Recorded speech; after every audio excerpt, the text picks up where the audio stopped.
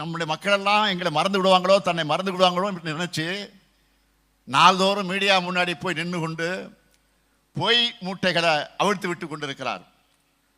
2011ஆம் ஆண்டு முதல் 2021ஆம் ஆண்டு வரை 10 ஆண்டு காலம் ஏதோ அவங்க சிறந்த ஆட்சியை தந்ததாகவும், அம்மையார் ஜெயலலிதா அவருடைய ஆட்சியில் இருந்தப்போ நிறைய திட்டங்களை கொண்டு வந்து அவர் மறைவுக்கு பிறகு 4 ஆண்டு தான் சிறப்பாக நாங்கள் ஆட்சி செஞ்சதாகவும் சிரிக்காம பேட்டி கொடுத்திருக்கிறார். பொய்க்கு மேக்கப் போட்டா அது உண்மையாக இடாது, இன்னும் பளிச்சுன்னு அது அம்பலப்பட்டு போகும். தொழில் முதலீட்டாளர் மாநாடு ஒன்று நடத்தினார் பழனிசாமி அவர்கள். உங்களுக்கு தெரியும், 3 லட்சம் கோடி ரூபாய் முதலீட்ட தமிழ்நாட்டுக்கு கொண்டு வந்து சேர்த்துட்டேன்னு பெருமையோடு பேசினார். நான் கேட்கிறேன், மாண்புமிகு எதிர்க்கட்சி தலைவராக இருக்கக்கூடிய பழனிசாமி அவர்களே, நீங்க நடத்தின முதலீட்டாளர் மாநாடு மூலமா எவ்வளவு முதலீடுகள் வந்துச்சு? இதனால வேலை வாய்ப்பு பெற்றவங்க எத்தனை பேர்? இதையெல்லாம் புள்ளி விவரத்தோடு உங்களால் சொல்ல முடியுமா? வந்தவங்களையும் விரட்டிட்டாங்க. ஏன்னா கரப்ஷன், கமிஷன், கலெக்ஷன். அந்த ஆட்சிக்கு பயந்து தமிழ்நாட்டை விட்டு ஓடி போனவங்க பல பேர்.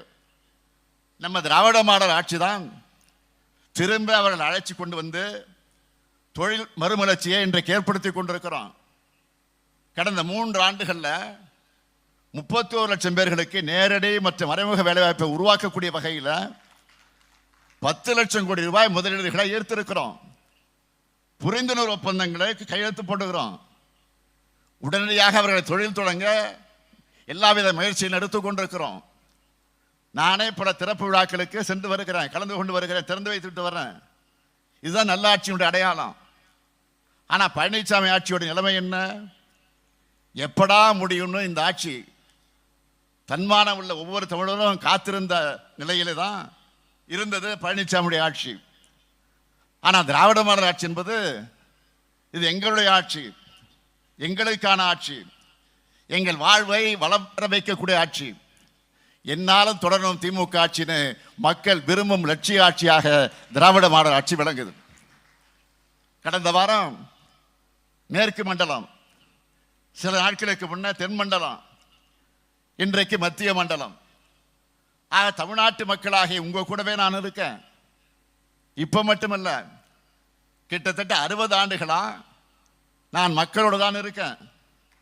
ஏதோ தேர்தலுக்காக வருவதில்லை, நான் உங்கள் தேவைகளை அறிந்து தீர்த்து வைப்பதற்காக எப்பொழுதும் உடனிருப்பவன் தான் இந்த முத்துவேலு கருணாநிதி ஸ்டாலின் என்பதை மறந்துடாதீங்க. இந்தியாவினுடைய முதன்மை மாநிலமா தமிழ்நாட்டை உருவாக்க திராவிட மாடல் அரசு பாடுபடுது. அந்த வளர்ச்சியை உறுதி செய்யத்தான் ஒவ்வொரு மாவட்டத்திலும் கள ஆய்வு செய்கிறோம். ஒவ்வொரு பயணத்திலையும் ஒரு அனுபவம் மறக்க முடியாததாக அமைந்து விடுகிறது. கடந்த வாரம் விருதுநகர் பயணத்தில் அன்னை சத்யா குழந்தைகள் காப்பகத்துக்கு நான் போனது. ஏன்னா வாழ்நாள் முழுமைக்கும் மறக்க முடியாததாக அது மாறிடுச்சு. அந்த காப்பகத்தில் இருந்த குழந்தைகளுக்காக நான் கேக், பழம் வாங்கிட்டு போய் பார்த்தேன். அவங்க கூட இருந்த ஒவ்வொருவரையும், அந்த நேரத்தில் ஒவ்வொருடையும் அவங்க மேல என் மேல காட்டின பாசமும் என்னை உருக வச்சுது. ஒரு முதலமைச்சர் நம்ம பார்க்க வராரு, ஃபார்மாலிட்டிக்காக பேசுற மாதிரி எந்த பாசாங்கும் அந்த குழந்தைங்க கிட்டே இல்லை. அப்பான்னு அவங்களோட இதயத்திலிருந்து வந்த சொல் என்னுடைய இதயத்தில் ஆழமாக பதிஞ்சிச்சு. 3 ஆண்டு ஆட்சியில நிதி நெருக்கடி, திட்டமிட்ட அவதூறுகள், செயற்கையாக உருவாக்கப்படக்கூடிய தடைகள் எதையும் பொருட்படுத்தாம எதிர்கால தமிழ்நாடு நலமான தமிழ்நாடாக இருக்கணும்னு திட்டங்களை செயல்படுத்திக்கிட்டு இருக்கோம். கலைஞர் மகளிர் உரிமை திட்டம், விடியல் பயணம், மக்களை தேடி மருத்துவம், நம்மை காக்க 48, எத்தனையோ முத்திரை திட்டங்களையும் நான் மேடைதோறும் பட்டியலிட்டு சொல்லுகிறேன். இந்த முத்திரை திட்டங்களுக்கு இடையிலே மறைந்திருக்கக்கூடிய பல முத்தான திட்டங்கள் இருக்கு. அப்படிப்பட்ட ஒரு திட்டம் தான் ஊட்டச்சத்தை உறுதி செய்யக்கூடிய திட்டம். கழக அரசு அமைஞ்சு ஓராண்டு நிறைவடைஞ்ச போது நான் ஆய்வுக்கு போனப்போ ஊட்டச்சத்து குறைபாடு கொண்ட குழந்தையை பார்த்தேன். அப்ப விசாரிச்ச போது இது போல குழந்தைகள் பிறக்குது, அதிகமாக இருக்குன்னு கவனத்துக்கு வந்துச்சு.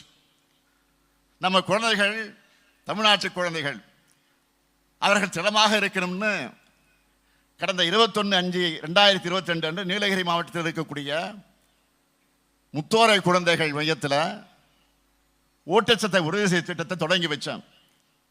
76,705 ஊட்டச்சத்து குறைபாடுள்ள 6 மாதத்திற்குட்பட்ட குழந்தைகள் பாலூட்டும் தாய்மார்களுக்கு ஊட்டச்சத்து பெட்டைகளை வீட்டுக்கே கொண்டு போய் கொடுத்தோம். தீவிர ஊட்டச்சத்து குறைபாடுள்ள குழந்தைகள்னு அடையாளம் காணப்பட்ட 77.3 விழுக்காடு குழந்தைகள் இயல்பு நிலைமைக்கு திரும்பி இருக்காங்க என்ற மகிழ்ச்சியான செய்தியை நான் இங்கே உங்களோட பகிர்ந்துக்க விரும்புகிறேன். இதோட அடுத்த கட்ட திட்டம் தான் இன்னைக்கு 22 கோடி ரூபாய் மதிப்பீட்டில் வாரணவாசி குழந்தைகள் மையத்தில் இந்த திட்டத்தோட 2வது கட்டத்தை தொடங்கி வச்சுட்டு இங்கே வந்திருக்கிறேன். இந்த நேரத்தில் எல்லா மாவட்டங்கள்லையும் இந்த திட்டம் தொடங்கி வைக்கப்பட்டிருக்கு. இதெல்லாம் கட்சியை தாண்டி, அரசியலை தாண்டி, தேர்தலை தாண்டி செய்ய நினைக்கிறது. மிக மிக பிற்படுத்தப்பட்ட சமுதாயத்தை சார்ந்தவன் நான் சொன்னார் தலைவர் கலைஞர் அவர்கள். எத்தனை மிக மிக வேண்டுமானாலும் போட்டுக் கொள்ளுங்கள் என்று சொன்னார். என்னை பொறுத்தவரையிலும் மிக மிக மிக நலிந்த மக்களுக்கான ஆட்சியா இந்த ஸ்டாலின் ஆட்சி இருக்கணும்னு நான் நினைக்கிறேன். விளிம்பு நிலை மக்கள், பெண்கள், இளைஞர்கள், மாணவர்கள், குறிப்பாக குழந்தைகள் நலன் பேணப்படணும் அப்படின்னு நினைக்கிறேன். குழந்தைகள் தங்களுக்கு தேவையானதை கேட்க முடியாது. அப்படி கேட்க முடியாதவங்களுக்கு இந்த அரசே முன்வந்து செய்யணும், அந்த நன்மைகளை செய்யணும் என்று நினைக்கிறேன். ஒரு குடும்பத்துக்கு தேவையான எல்லாத்தையும் ஒரு தந்தையா உங்க குடும்பத்தில் ஒருத்தனா செஞ்சு கொடுக்கிறேன். உங்க குழந்தைகள் நாளைக்கு வளர்ந்து நல்ல நிலை அடைகிறப்போ அவங்க சொல்லணும், ஸ்டாலின் முதல் முறை முதலமைச்சராக இருந்தப்போ கொண்டு வந்த காலை உணவு திட்டத்தில் தினமும் சுவையான உணவு உண்ட 18 லட்சம் குழந்தைகள்ல நானும் ஒருவன் அவங்க சொல்லணும். ஸ்டாலின் கொண்டு வந்த ஊட்டச்சத்தை உறுதி செய் திட்டத்தால எனக்கு சத்தான உணவு கிடைச்சதுன்னு அவங்க சொல்லணும். நான் முதல்வன், தமிழ் புதல்வன், புதுமை பெண் திட்டங்கள் மூலமா நானும் என் குடும்பம் முன்னேற ஸ்டாலின் ஒரு முக்கிய காரணம்னு அவங்க சொல்லணும். நிச்சயம் சொல்லுவாங்க. அவங்களுடைய வாழ்த்துக்களையும் அன்பிலையும் தான் இந்த ஸ்டாலின் தமிழர்கள் மனசில் என்றும் நிறைந்திருப்பான். எதிர்காலத்தில் தொடரப்போகும் இந்த திட்டங்களால வரலாற்று திராவிட மாடல் அரசும் அதை வழிநடத்துகிற இந்த ஸ்டாலின் பெயரும் அழிக்க முடியாதபடி என்றென்றும் நிலைச்சிருக்கும் என்பதை மாத்திரம் இந்த நேரத்தில் உறுதியோடு இருந்து சொல்லி, என்றைக்கு உங்களோடு இருக்கக்கூடியவர்கள் தான் நாங்கள். ஆக எங்களோடு நீங்கள் நிச்சயமாக உடனே இருக்கக்கூடியவர்களாக இன்றைக்கு இருந்து கொண்டிருக்கிறீர்கள். ஆக அந்த அப்படிப்பட்ட ஆதரவை தொடர்ந்து நீங்கள் வழங்க வேண்டும். இந்த அரசுக்கு என்றைக்கு நீங்கள் துணை நிற்க வேண்டும் என்று அன்போடு கேட்டு விடைபெறுகிறேன்.